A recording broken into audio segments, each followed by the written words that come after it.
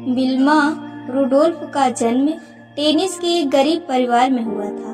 4 साल की उम्र में उन्हें लाल बुखार के साथ डबल निमोनिया हो गया, जिस वजह से वह पोलियो से ग्रसित हो गईं। उन्हें पैरों में ब्रेस पहनने पड़ते थे और डॉक्टरों के अनुमान अब वो कभी भी चल नहीं सकती थी। लेकिन उनकी माँ हमेशा उनको प्रोत्साहित करती रहती और कहती कि भगवान की दी हुई योग्यता, दृढ़ता और विश्वास से वो कुछ भी कर सकती है।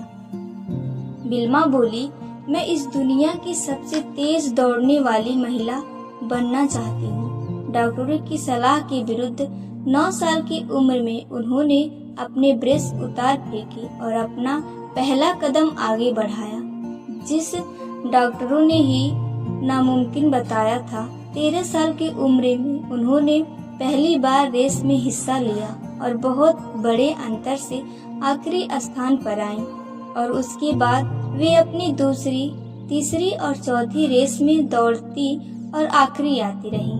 पर उन्होंने हार नहीं मानी। वो दौड़ती रहीं और फिर एक दिन ऐसा आया कि वो रेस में फर्स्ट आ गईं। 15 साल की उम्र में उन्होंने टेनिस स्टेट यूनिवर्सिटी में दाखिला लिया, जहां उनकी मुलाकात एक कोच से हुई जिनका नाम एड टेम्पल था। उन्होंने कोच से कहा, मैं इस दुनिया की सबसे तेज धाविका बनना चाहती हूँ। टेम्पल ने कहा, तुम्हारे अंदर जिस तरह का जज्बा है तुम्हें कोई रोक नहीं सकता और उसके अलावा मैं भी तुम्हारी मदद करूँगा। देखते देखते वे दिन आ गया जब विल्मा ओलंपिक्स में पहुंच गई, जहां अच्छे से अच्छे एथलीटों के साथ उनका मुलाकात होना था, जिसमें कभी न हारने वाली यूटा हिन भी शामिल थी। पहले 100 मीटर रेस हुई। विल्मा ने यूटा को हराकर गोल्ड मेडल जीता। फिर 200 मीटर का मुकाबला हुआ, जिसमें भी विल्मा ने यूटा को पीछे छोड़ दिया और अपना दूसरा गोल्ड मेडल जीत गई। तीसरा इवेंट 400 मीटर रिले रेस थी, जिसमें अक्सर सबसे तेज दौड़ने वाला व्यक्ति अंत में दौड़ता है। विल्मा और यूटा भी अपनी अपनी टीम्स में आखिरी में दौड़ रही थी। रेस शुरू हुई।